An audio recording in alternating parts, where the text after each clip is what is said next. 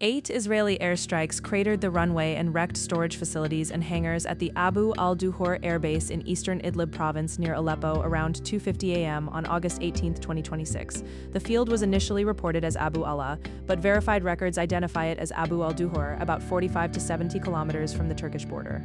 Satellite imagery later showed craters across the recently reconstructed runway.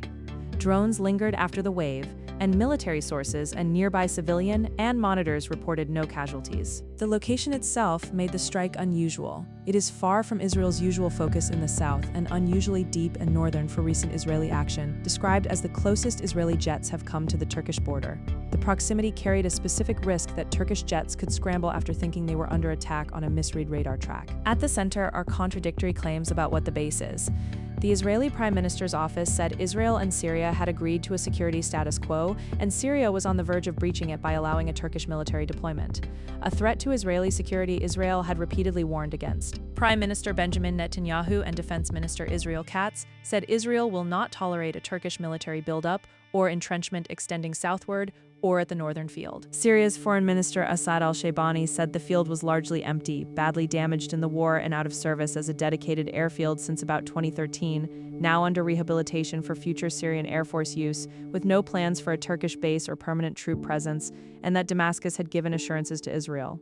Turkey's presidency and defense ministry called the Israeli justification untenable, frivolous, and fabricated to legitimize an unlawful strike that violated Syrian sovereignty and the United Nations Charter, tied to expansionist and destabilizing policies ahead of elections, saying cooperation follows a one-state, one-army principle. Jordan's foreign ministry also called the strikes a flagrant violation of sovereignty and a blatant breach of international law. That dispute includes whether Turkish personnel were ever there. Some reports said a Turkish military delegation had visited days or hours before to inspect rehabilitation work, with refurbished Syrian Su-22s, L-39s, and helicopters linked to the site as part of rebuilding. Turkey's defense ministry later denied any Turkish military delegation was present before or during the strike. The distance places the raid about 45 to 70 kilometers from the Turkish border, in the northwest near Aleppo and eastern Idlib, far from the southern corridor around Quneitra, Daraa, and Damascus, where most of the recent strikes have concentrated. Since the fall of Bashar al-Assad in December 2024, Israel has carried out hundreds of strikes in Syria, more than 320 targets in the first days, with 70 to 80% of strategic capabilities described as destroyed initially, and monitors documenting 600 to more than 780 air, drone, and artillery incidents through 2025 and 2026. The Abu al-Duhur attack was the first strike on Syrian government-linked assets since March 2026. The initial account revived a similar April 2024 strike near Palmyra as precedent.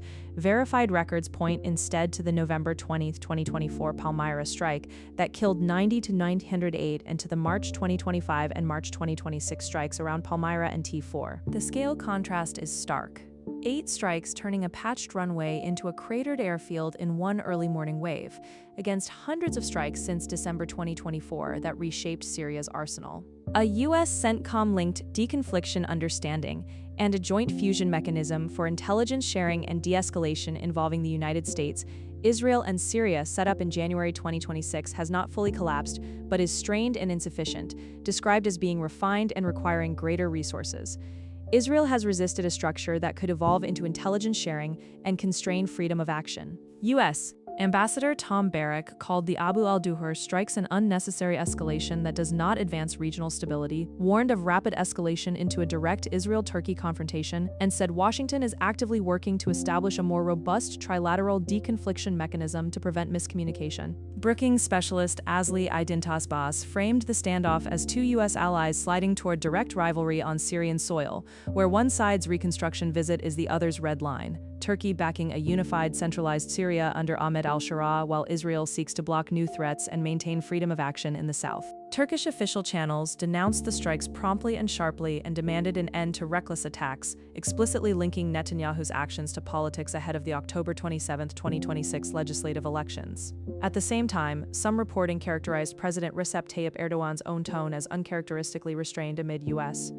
requests for restraint, a contrast to the presidency's firm denunciation, while Defense Minister Katz warned Erdogan against dangerous adventures. What remains unresolved is whether a Turkish deployment was ever imminent, what the full material cost is beyond the runway craters to hangars, storage, and refurbished aircraft, what specifically made the January deconfliction arrangement inadequate, and whether a stronger trilateral mechanism can be agreed before the next test of the refusal to tolerate a Turkish presence, how Erdogan's calibrated restraint will hold under domestic pressure, and how the election calendar will shape the choice to strike or to talk. Like and follow for more stories that matter.